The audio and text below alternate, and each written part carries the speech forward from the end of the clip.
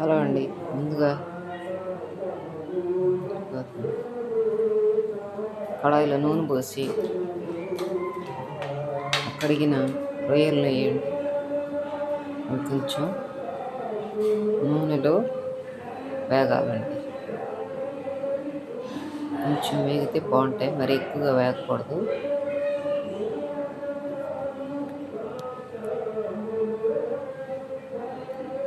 ఇప్పుడే కొంచెం ఉప్పు, పసుపు, కారం వేయండి.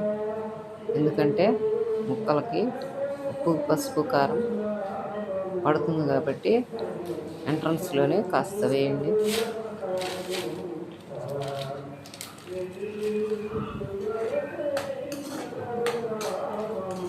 కళాయి నల్లగా ఉందని కొంతమంది అంటున్నారండి. అది ఐరన్ అండి, అందులోనే బాగుంటుందని అందులోనే చేస్తున్నాను. అంతేగాని ఐరన్ అండి అంతే. అందులో ఇప్పుడు కొంచెం ఉప్పు, పసుపు, కారం అయిన ముక్కలకు బాగా పడుతుంది.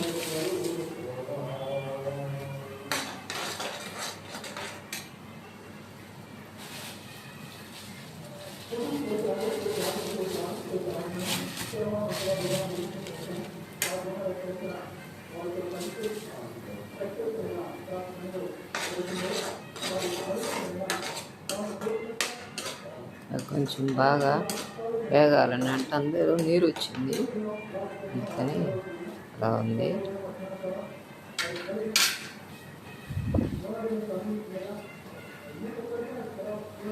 కొంచెం బాగా వేగాలండి.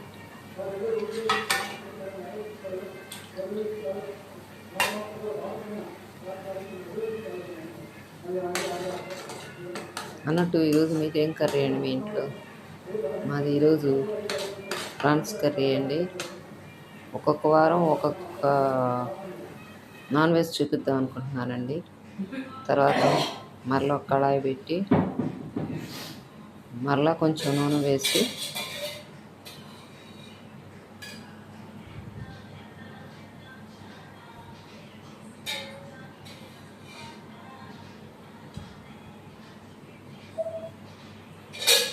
మీకేమనిపించిందండి కర్రీ చూస్తుంటే? మీకేం అసలు ఫీలింగ్స్ రావట్లేదా, లేకపోతే ఏంటండి? దీని గురించి కొంచెం నేను ఏదైనా చెప్తే నేను కూడా నేర్చుకుంటాను. ఎందుకంటే మనకు తెలిసింది ఇతరులకు షేర్ చేస్తే ఇతరులు కూడా కొంచెం తెలుసుకుంటాం. మేము కూడా కొన్ని తెలియని ఉంటాయి, మేము కూడా కొన్ని తెలుసుకుంటూ ఉంటాం. మీకు కర్రీ ఎలా ఉందో నచ్చితే ఒక చిన్న కామెంట్ చేయండి. నచ్చిందా లేదా చిన్న లైక్, చిన్న సబ్స్క్రైబ్ కూడా చేయండి. ముందుగా మసాలా నూనెలో బాగా వేయించాలండి, పచ్చివాసన పోకుండా. ఆ మసాలాలు ఏమున్నాయంటే ఉల్లిపాయలు, పచ్చిమిరకాయలు, అల్లం వెల్లుల్లి పేస్ట్, 4 జీడిపప్పు వేసానండి. ఇంకా నా పేస్ట్ పచ్చివాసన పోయేదా కొంచెం వేగించండి.